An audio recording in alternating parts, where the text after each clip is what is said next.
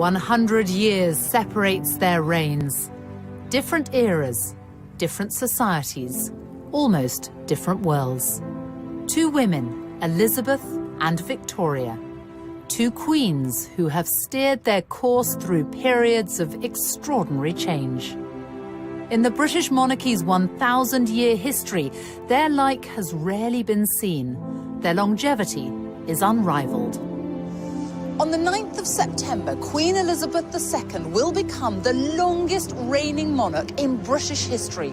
She will break the record set by her great-great-grandmother, Queen Victoria, who was on the throne for 63 years and 7 months.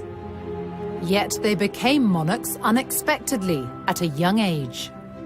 Neither Queen Victoria nor Queen Elizabeth were born to be queen, and indeed, there was no great expectation that either of them would be.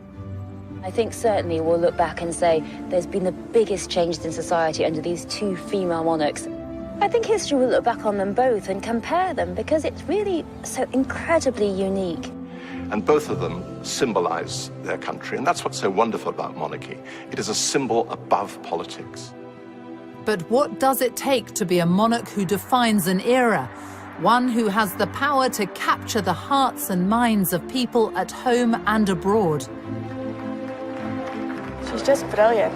At her age, to be still doing things like this, it is just fantastic. I never really got this whole Queen thing, to be honest. I really didn't. But I've got it now, and I just... Okay, sorry, I posted on Facebook that I've fallen in love with the Queen. As the Queen reaches this milestone, we look at the long reigns of two extraordinary women and ask how they've managed to provide such enduring stability in an ever-changing world.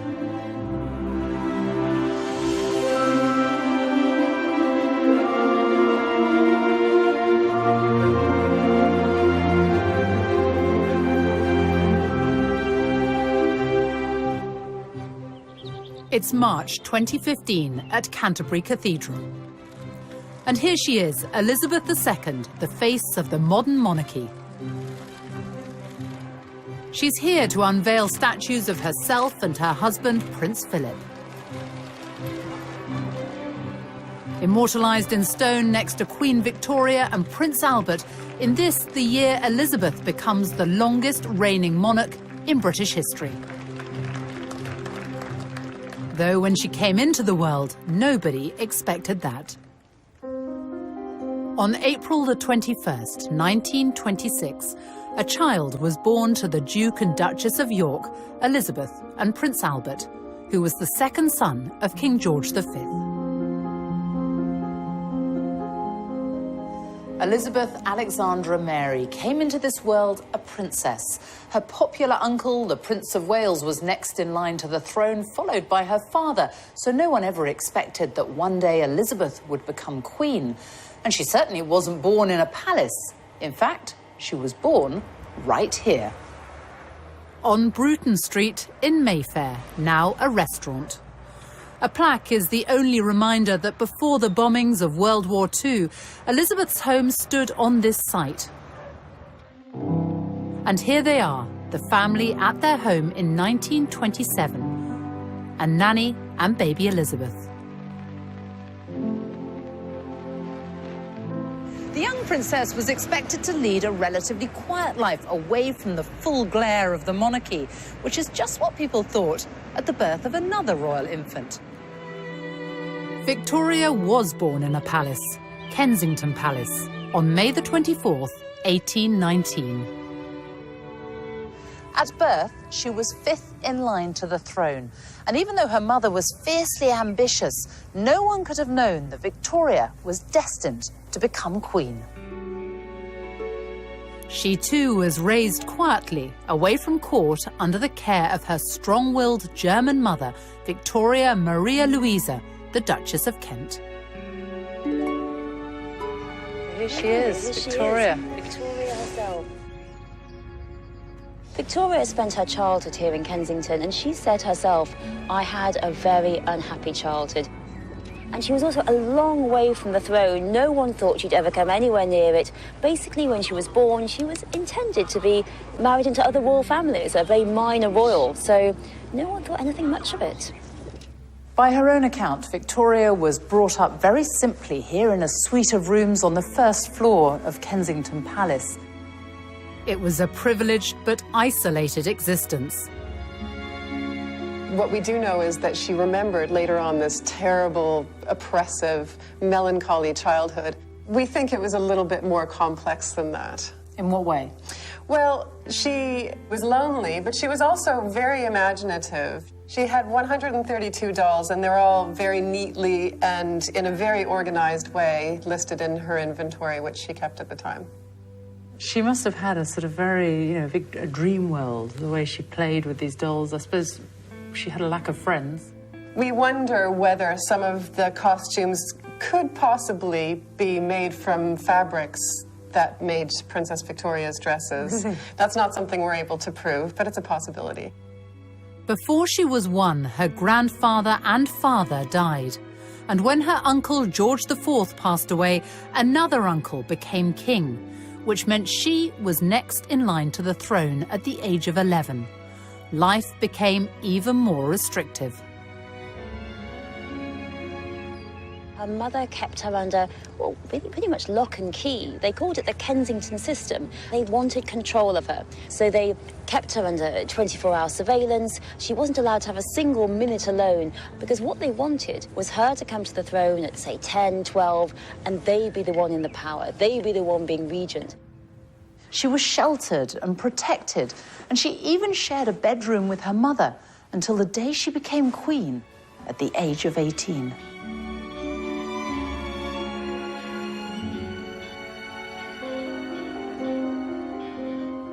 In stark contrast, Elizabeth's early life was happy and carefree. She had the constant companionship of her younger sister, Princess Margaret, and her parents, a family who affectionately called themselves We Four. They had the common touch. They had ordinary Scottish nannies looking after their girls. When it was her birthday, Boba MacDonald taught her how to iron the wrapping paper of her presents and put it away in a drawer so that she could reuse it. But she went on the bus, she went to the museums, and all the time, in those early years, she was just being prepared for the life of a young lady of the middle to upper classes. But all that changed suddenly in 1936. It was the year of the Three Kings. In January, King George V, Elizabeth's grandfather, died. Her uncle took the throne as King Edward VIII, but his reign lasted just 325 days. He abdicated in order to marry the twice-divorced American Wallis Simpson. By December that year, Elizabeth's father was king.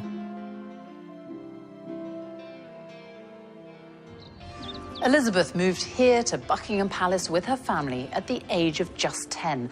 Her father was now king, and it must have been a huge change for the young princess, who until then had been raised in a more modest family home, albeit in Mayfair. It was 1937, exactly 100 years after Queen Victoria had arrived here at the age of 18. Victoria left Kensington Palace just weeks after becoming queen. Her first requests were for time alone at last away from her mother and a bedroom of her own. She got much more than that. Victoria became the first monarch to make Buckingham Palace her official residence. Over the years, she transformed the place, and visitors to this day are still met by the paintings of her nearest and dearest. How much did Queen Victoria change Buckingham Palace, and why? Well, I think she wanted to make it a centre of court life, and court life, I think, of a very different sort.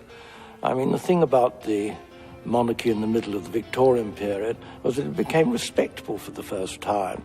And really, this was a palace which was going to house a court which was the epitome of the kind of new morality of the family and of society. Elizabeth has transformed this palace in another way.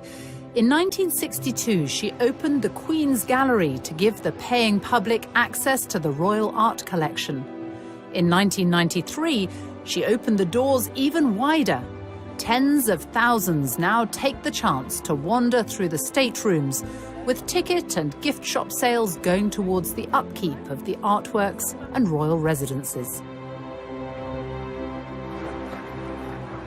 This evening, 300 guests are invited to a reception at Buckingham Palace for the Queen's Award for Enterprise, now in its 50th year. And each guest is greeted personally. It means a huge amount to these businesses. You could be in China, you could be in India and Brazil. People will see the emblem of these awards and they will know that you've got that because you're a very successful British business, and it actually then leads to more business, which is great news for Britain. Such a boost to me personally, to my confidence as a businesswoman, but obviously to the business. I've met so many fantastic other businesses, so I look forward to a lot more business networking as well. The questions she was asking tonight were quite interesting. They were very business orientated, and she obviously knows what's going on, which is great, you know. The Queen herself is such an inspiration for all of us. And so for women in general, I think, you know, I mean, an inspiration of hard work, dedication, you know, like what entrepreneurs should look up to.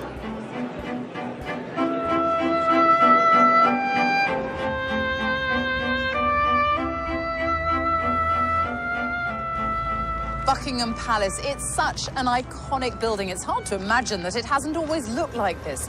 But Queen Victoria wanted to extend the palace, and so she sold Brighton Pavilion to pay for it and added on this whole frontage, everything you can see now, including, of course, one of the most famous balconies in the world. Here's Victoria in 1893, first photographed on the balcony. And Elizabeth, her great-great-granddaughter, making her debut as a baby. Across time, the balcony became a sort of rallying point for the nation. No more so than in May 1945, when war in Europe ended and the crowds called for her father, George VI, as Elizabeth stood proudly by him in her uniform.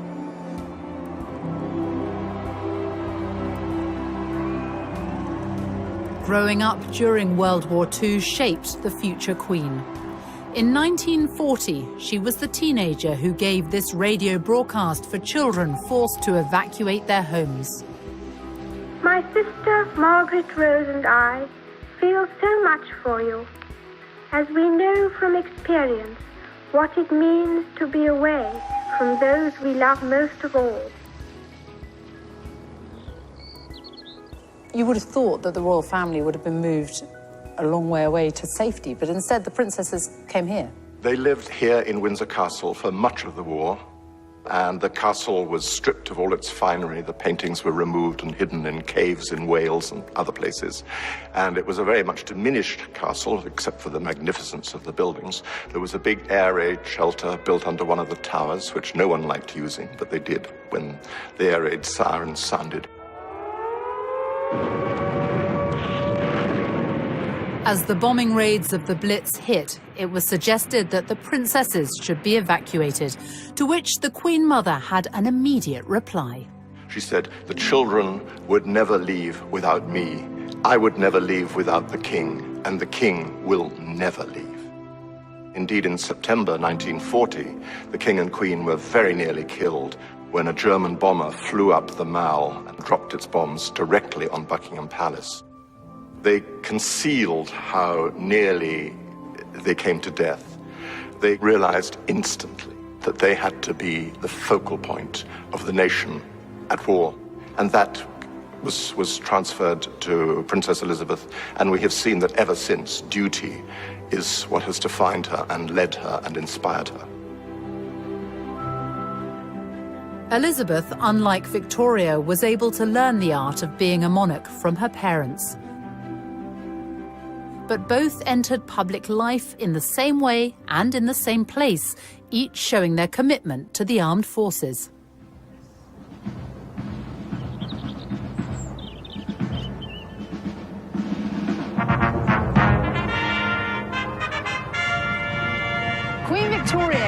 here to Windsor Castle to review her troops for the first time when she was just 18. A century later, Elizabeth, then still a princess, followed in her footsteps on her 16th birthday. It was her first official engagement. The British Grenadiers then marched past Her Royal Highness the Colonel. She's back. It's April 2015. Now 89, the Queen is presenting new colours to the 1st Battalion, the Welsh Guards. She knows the military inside out and played her part in the war effort when she joined the Auxiliary Territorial Service at the age of 18. One of the things she did was to learn how to strip down her truck. And there are famous pictures of her doing so. And she worked with other people who had been called up who were serving from all walks of life. And I think that was her first proper introduction to life outside of the family. And these were all sort of incremental steps in her training, if you like, towards being the monarch. Her Majesty the Queen knows absolutely everything that's happening in the ceremonial state occasion. But she knows that I'm there to just make sure those people that don't know are led and guided so that they can give the best performance. I'm inspired by an absolutely wonderful lady. I mean, the Queen is what we fight for and fight under for the country, and she's sort of the head of the army and our regiment, so it's extremely special for the boys. Do you think that the Queen really does understand what you do, what you go through? 100%, 100%. I think she probably knows more than anyone in her time of understanding what sacrifice for the country is, and she's an extremely special person. Recognition from the monarch has always been highly prized. At the end of the Crimean War in 1856, Queen Victoria introduced the Victoria Cross for bravery. A medal has been created in Elizabeth's name too, the Elizabeth Cross, for the next of kin of British servicemen and women killed on military operations or by terrorism. 2 recent tours of Afghanistan have seen the Welsh Guards lose 9 men. Lieutenant Mark Everson was one of them. You have been awarded the Elizabeth Cross. Yeah. In memory of your son. Yes. Just explain what the Elizabeth Cross is and how important it is to you. Most awards that are given to soldiers, but this is something for the families, which is actually saying, you know, the families are involved in this as well. However prepared one is for soldier death, it leaves a huge hole in families everywhere, Afghanistan and the Falklands and everywhere, and it's really important to acknowledge that. And so this memory, this little cross signifies that, really. Elizabeth is the daughter, mother and wife of military men. By her side today, as he has been for every step of her reign, is Prince Philip, the Duke of Edinburgh.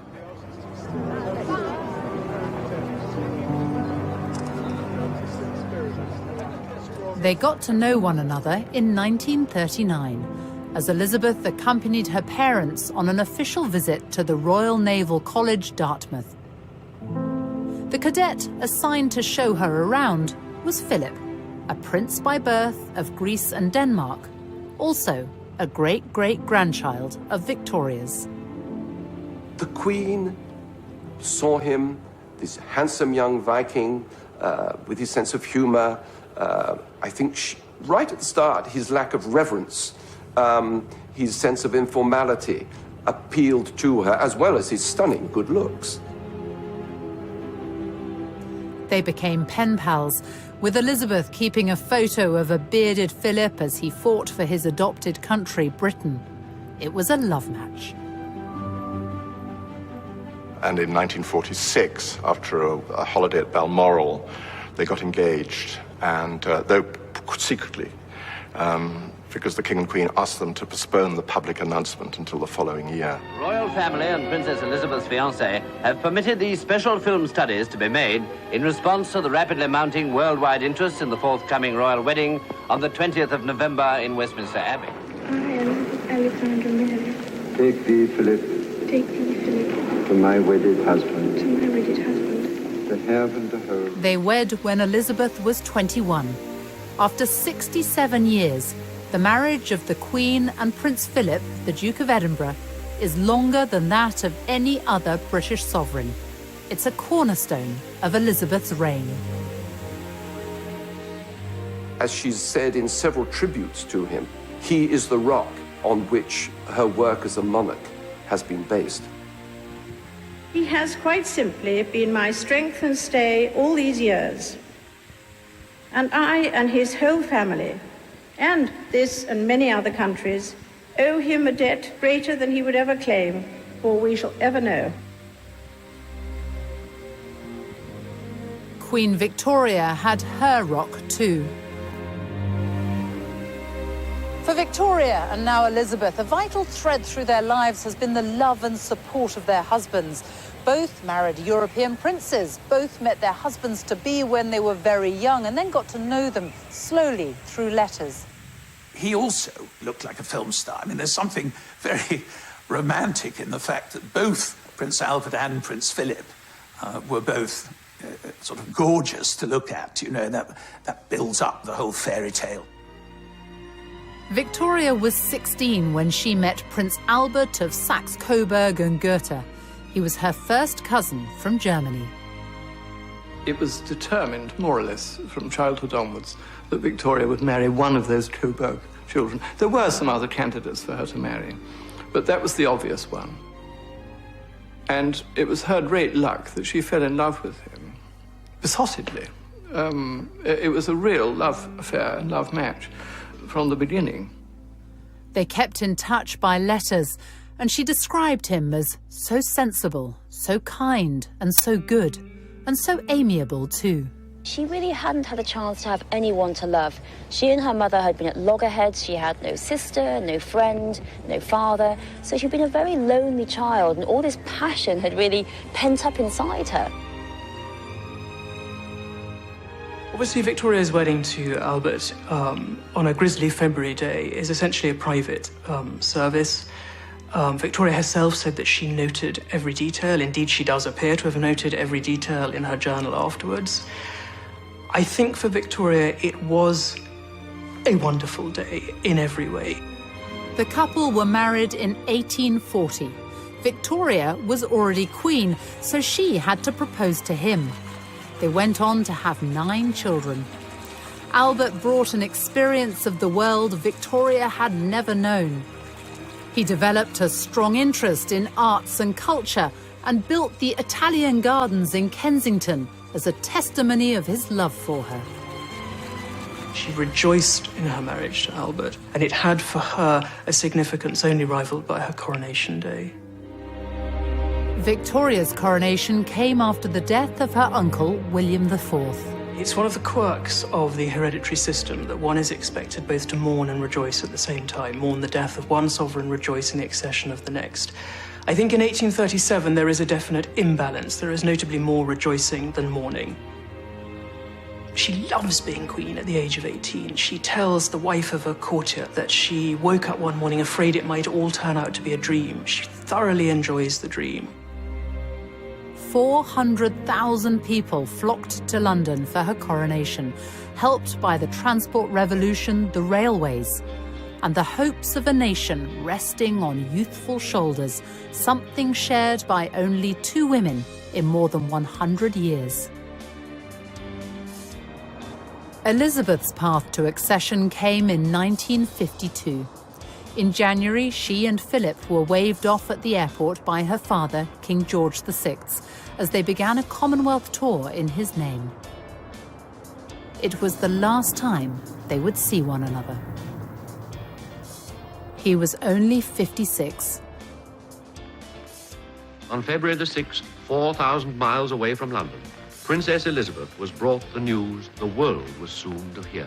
It was announced from Sandringham at 10:45 today that the King, who retired to rest last night in his usual health, passed peacefully away in his sleep earlier this morning. People were shocked by the death of the King. It wasn't anticipated, except in an inner circle who knew just how ill he was. Elizabeth returned to London in mourning, a young woman who now held the future of the monarchy in her hands.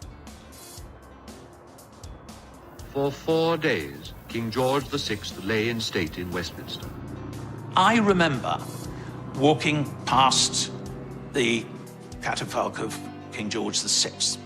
My mother took me and my brother Rory, and I was only 3. And we queued for hours. You can't imagine that now, can you? Queuing for hours outside Westminster Hall. But she said, you will remember. You will remember this all your life, and this is something we owe him. The nation mourned for the man who had saved the British monarchy. He passed on the essential value of duty to his daughter, something his great-grandmother, Victoria, understood well herself. In 1838, Queen Victoria, at the age of 19, came here to Westminster Abbey for her coronation. Just over a century later, her great-great-granddaughter Elizabeth followed in her footsteps and was crowned right here in the very same place. More than 8,000 people packed the Abbey that day, and millions were watching on the television around the world. Elizabeth was 27 years old and the mother of 2 young children.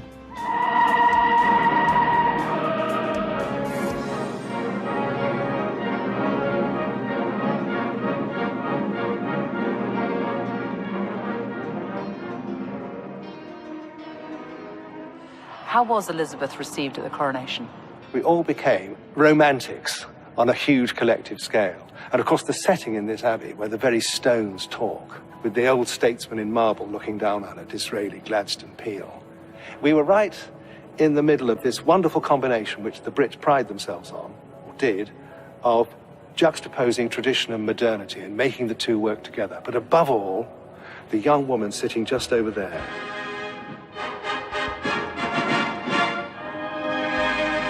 seared across the Velcro of memory, and it's a very dazzling searing because post-war London was very drab.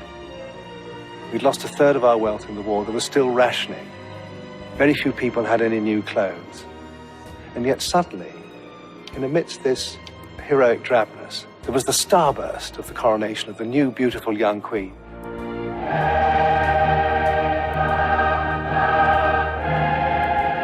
I remember it. I was on Victoria Embankment, and it was a kind of magic moment when the great golden coach went by. And then this smiling figure, it was one of the moments of the reawakening of the country after a long and tense and deprived period.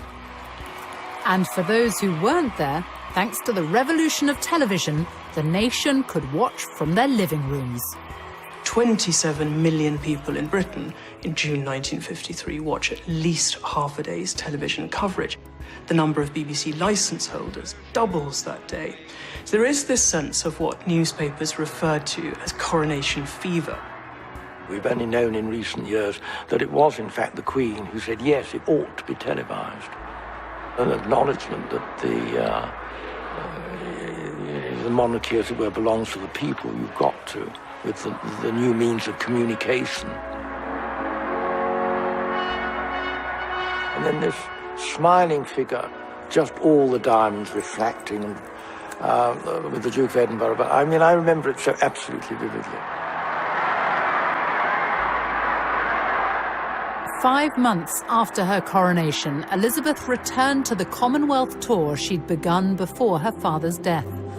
Now she was Queen and also head of the Commonwealth of Nations, which, from small beginnings, has expanded during her reign to take in 53 countries. She has visited almost all of them. I think historians will look back on the reign and achievements of Elizabeth II and pick out the Commonwealth. The Commonwealth is a real family, so successful that countries that are not former British colonies have asked to join and been allowed to join. For Victoria, she was Empress of India, with the reach of a global superpower, the British Empire. Not that she saw much of it. Britain did rule half the world and it stretched everywhere from Canada to Australia and included great tracts of Asia and Africa. And it's true that Queen Victoria didn't visit any of these places. She was very much in touch and thinking about them a lot. She became besotted with India and Indian culture in her later years. She taught herself Hindustani, and she could speak a little bit of Urdu. She would have loved to go to India, but they didn't let her. So in her mind and her spirit, she travelled, completely unlike Queen Elizabeth, who actually travels. Queen Elizabeth II has crisscrossed the globe for more than 60 years. Here and abroad, she has shaken the hands of history. It's June 2015, and once again the red carpet is laid out on foreign soil. This is Berlin's Tegel Airport, where the Queen's plane is touching down at the start of her 4-day state visit to Germany. It's been pouring with rain here all day. It's going to be a soggy reception, but that will not faze the most well-travelled monarch in history. The Queen first came to Germany on a state visit in 1965. It was a country still divided by Cold War communism.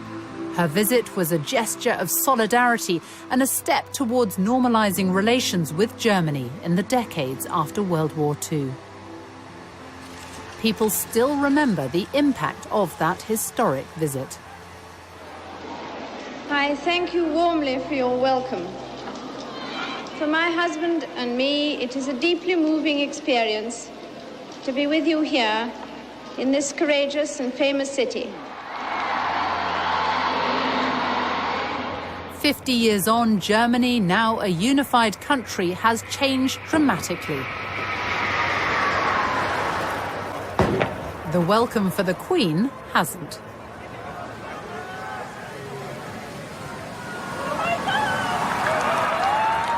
Wherever the Queen goes, she brings with her a sense of occasion, and there's been real excitement here in Germany in the run-up to this visit. She's on every front page today, and the papers are full of what to do, what to wear if you meet her.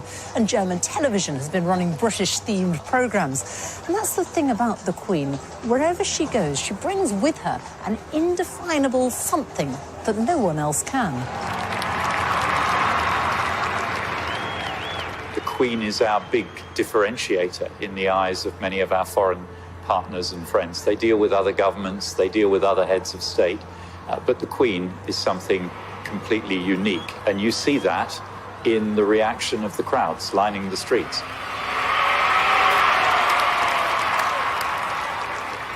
Two of the most powerful women in the world, one a monarch, the other the German Chancellor, who has been dubbed the Queen of Europe. And given the question mark over the future of Britain in the EU, the timing of this state visit is being seen as something of a diplomatic coup.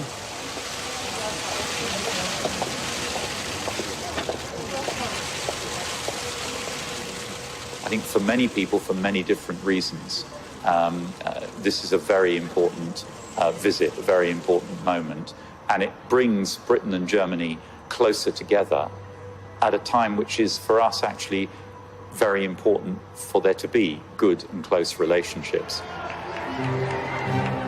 As a constitutional monarch, the Queen must remain politically neutral. Hers is more of a personal power.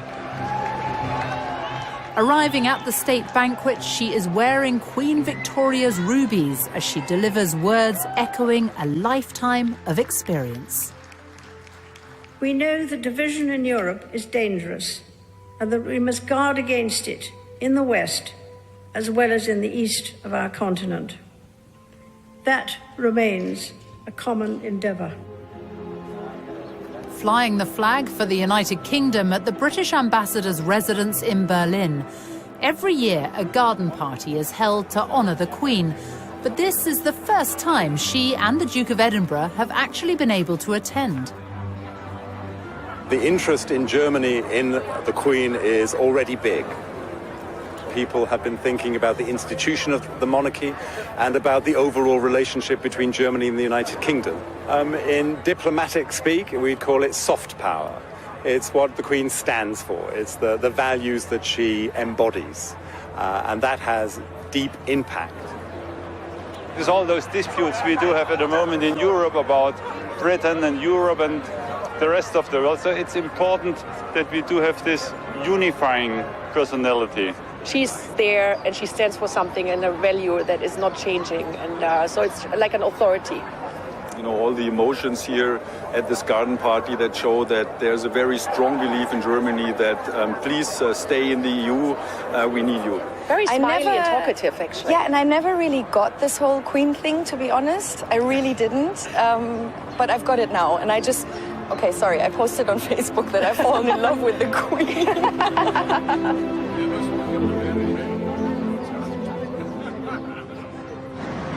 In Germany's modern democracy, sections of the wall which once separated East from West in the Cold War now stand only as symbolic fragments.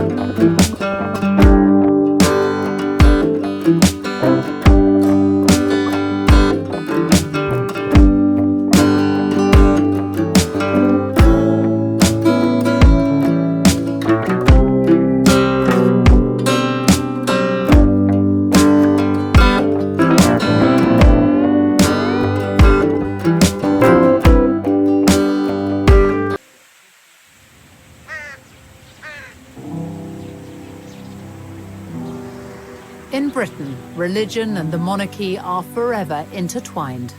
Since King Henry VIII famously separated the English Church from Rome, every monarch has become defender of the faith and head of the Church of England.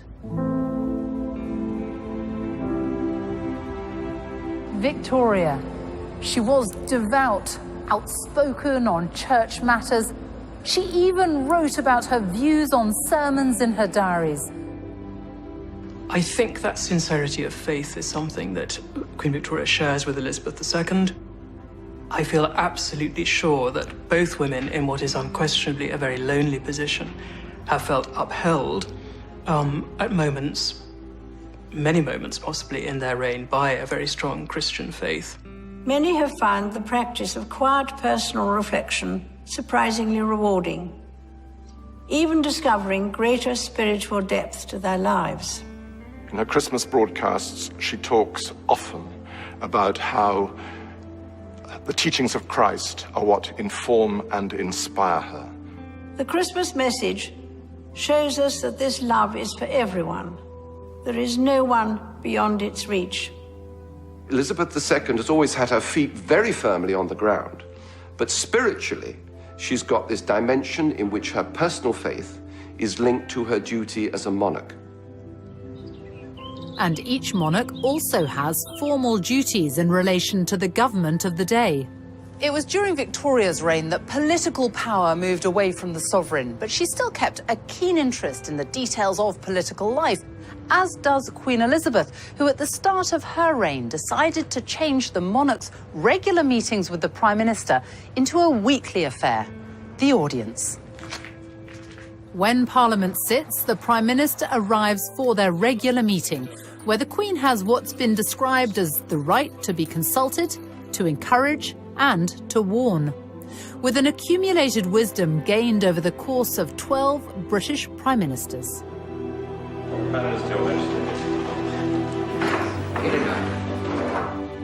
Her first PM was Winston Churchill, who'd known Elizabeth since she was a child and was the only elected Member of Parliament under both Victoria and Elizabeth. Well, Churchill was in love with her. There's no other way of putting it. A member of his private office said that he was dotty about her and felt very protective of her and wanted to ease her into the duties of monarchy. And she receives the red boxes daily, containing cabinet and foreign and Commonwealth papers. She's been terribly well informed. When you think about it, the first weekly intelligence summary she got from the Joint Intelligence Committee in February 1952 would have had at least a section on it, I'm sure, of Stalin's capabilities and military intentions. Can you imagine it? The long reigns of Elizabeth and Victoria mean they have had to steer their way through periods of extraordinary change. Queen Victoria's reign saw the Industrial Revolution, economic progress, and the growth of the British Empire. Scores of grand buildings went up during the Victorian age, many of which are still with us today, like this one, the Victoria and Albert Museum. It houses one of the largest collections of decorative art and design in the world.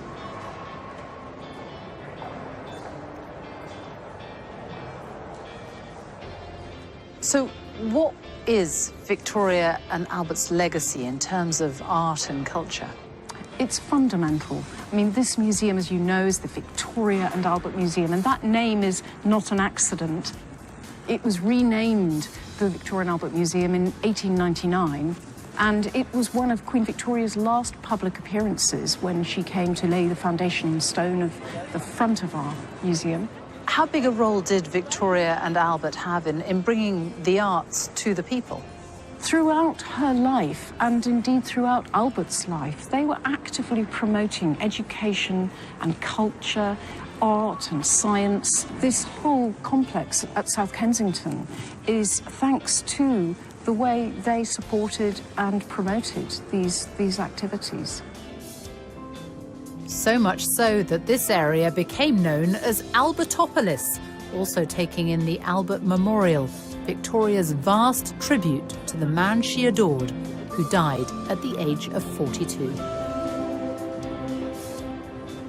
The great expansion seen in the Victorian age has not been repeated during Elizabeth's reign. Instead, there have been huge leaps in science, technology, medicine, even space travel, and far greater freedom and tolerance. In an age of rapid innovation and cultural change, the Queen recognises pioneers from every field. At Windsor Castle, she has a gathering of the holders of the Order of Merit.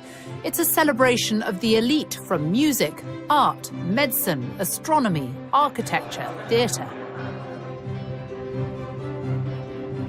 Queen Victoria may have been the first monarch to try the telephone with none other than the inventor Alexander Graham Bell. But it was Elizabeth who in 1958 made the first direct-dialed long-distance telephone call.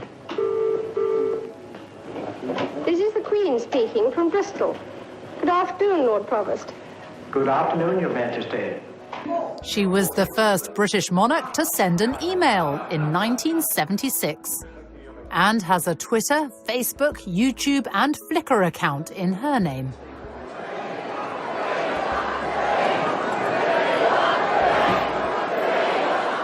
In the monarchy's 1,000-year history, only 2 British sovereigns have marked their silver, golden and diamond jubilees. Victoria and Elizabeth.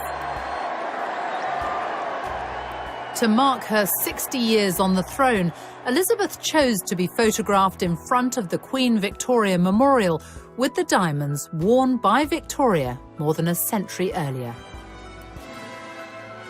And if a Jubilee celebration is a test of popularity, it's one the Queen easily passed. Hundreds of thousands turned out to celebrate. Her speech that year seemed to recognise her unique place in the world. I have been privileged to witness some of that history, and with the support of my family, rededicate myself to the service of our great country and its people, now and in the years to come. Hip hip! Hip hip! Hip hip!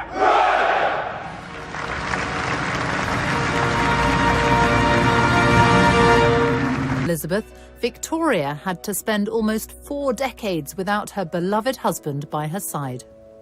Queen Victoria did flag after the death of Prince Albert, not for the rest of her reign, as some people mistakenly think. It was really for about 10 years that she was much more in retirement, and she worked all the way through it. I mean, there's a fantasy that she was just lying on a daybed in sobs. I mean, in fact, she did work, but she found the performance role of the monarch too difficult in those years. The politicians constantly feared, because she was so reclusive and shy and didn't like waving from balconies and didn't wear crowns, that somehow or another she was out of touch. And in a very mysterious way, she wasn't. In June 1897, Queen Victoria was persuaded to make an effort for her Diamond Jubilee. She was captured in this rare footage, and she had an empire to call upon. London had never seen anything like it. The Bengal Lancers, people from all over the world, African warriors, parading through the streets with all their wonderful costumes and uniform.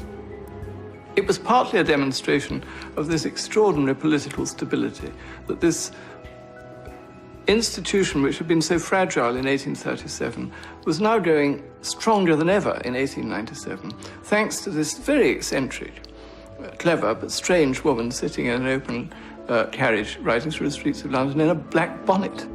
The whole place was alive with excitement. Both Victoria and then Elizabeth came here to St Paul's Cathedral to mark their Diamond Jubilees.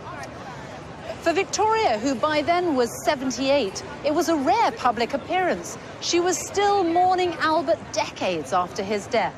And she was frail, too frail to climb these stairs and go inside.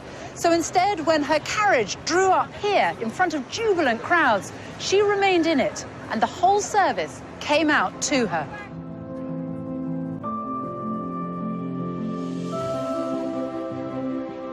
But we do know what Queen Victoria thought about her Diamond Jubilee. She wrote about it in her journals, and just a few years ago, Queen Elizabeth had them all put online. Victoria wrote, "A never-to-be-forgotten day. No one ever, I believe, has met with such an ovation as was given to me, passing through those 6 miles of streets, including Constitution Hill. The crowds were quite indescribable, and their enthusiasm truly marvellous and deeply touching. The cheering was quite deafening, and every face seemed to be filled with real joy. I was much moved and gratified."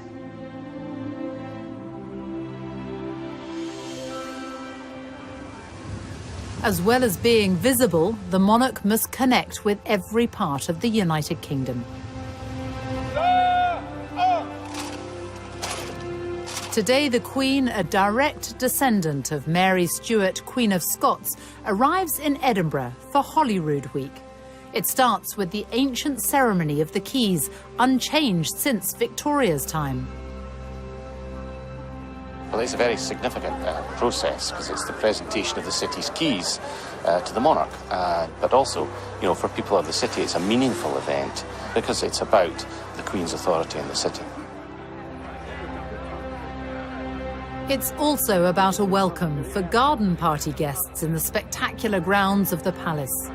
Royal garden parties were introduced by Victoria at Buckingham Palace in the 1860s.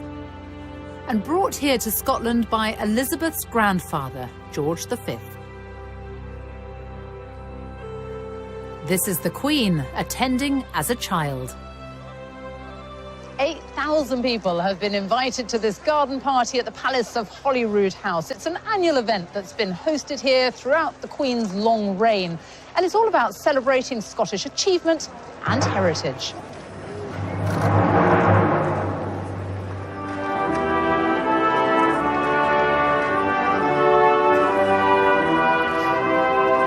She's just brilliant.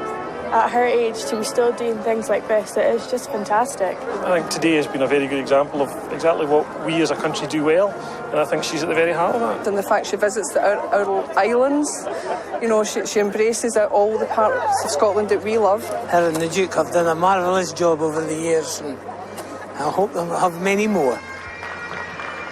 What over the 6 decades of her reign has been done is the knitting together, I think, of an extraordinarily ever richer tapestry of Scottish life. My lot are part of the older threads, but every year through this great gathering, new, fresh threads are added. The Queen has deep personal connections to Scotland. Her mother grew up here. Her sister, Princess Margaret, was born here. In fact, she was the first royal baby to be born in Scotland for more than 300 years. And since she was a child, Scotland is where the Queen has always come on her family holidays. During late summer and autumn, the Queen still enjoys her longest spell of privacy in the place she's visited since childhood.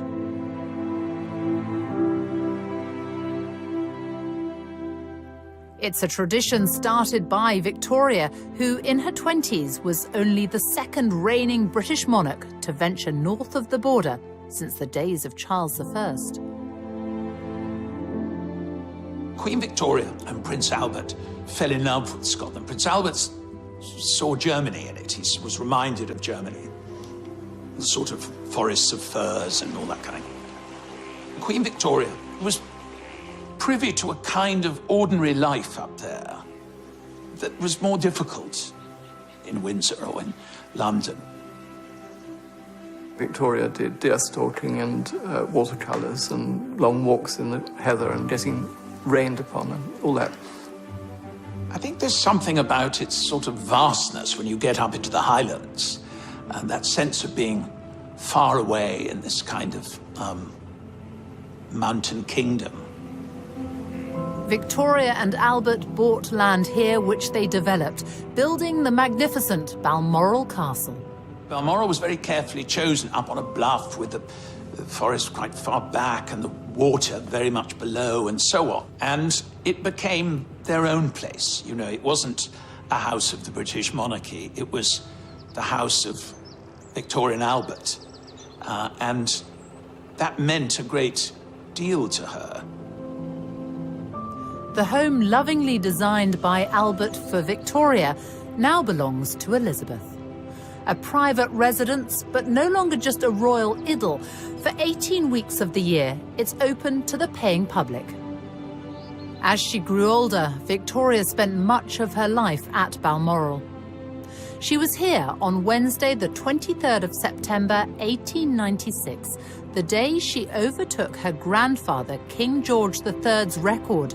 She wrote, "Today is the day on which I have reigned longer by a day than any English sovereign."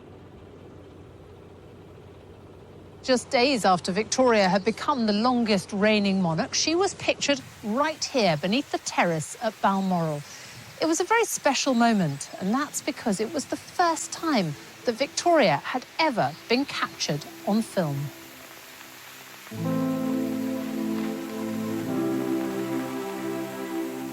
Here she is, surrounded by dogs, children and grandchildren. Victoria, a focus of national unity, who chose to mark her momentous day quietly. Elizabeth will also be in Scotland, but will carry out some official engagements.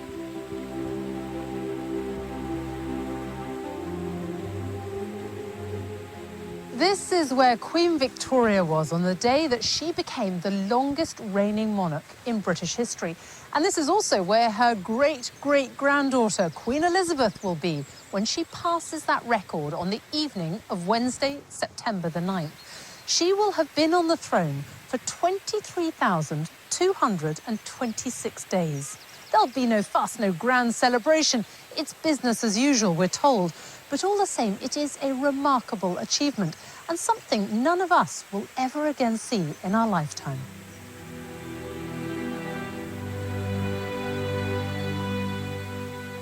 Even for those that don't think about the monarchy or don't follow it particularly, the fact that she is there, and it's there as an institution, and she never puts a foot wrong.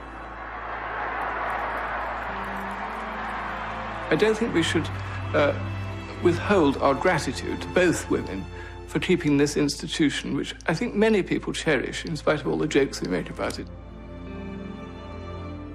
By being inscrutable, untouchable, unfashionable and unfaddish, the Queen remains a concept that all people potentially can connect with. And I think that's a very important and valuable aspect of our national life. And she simply is always out there meeting people, speaking to people, and very much identifying herself with the whole population, not just one certain group of it. Politicians come and go when they talk about the big society. The Queen and the royal family have practiced it and continue to practice it in all sorts of ways. And that stems totally from the sense of duty and religious convictions of Elizabeth II. This is a great country, and one of the reasons it's great is because we have had this continuity of kings and queens for so many centuries, and this queen is probably going to be seen as one of the greatest of all. I think what she has done is she has made us all believe again in the viability of the institution she represents. And to me, that's a great achievement. I declare before you all that my whole life, whether it be long or short, shall be devoted to your service and to the service of our great imperial family to which we all belong. But I shall not have strength to carry out this resolution alone unless you join in it with me, as I now invite you to do. I know that your support will be unfailingly given. God help me to make good my vow, and God bless all of you who are willing to share in it.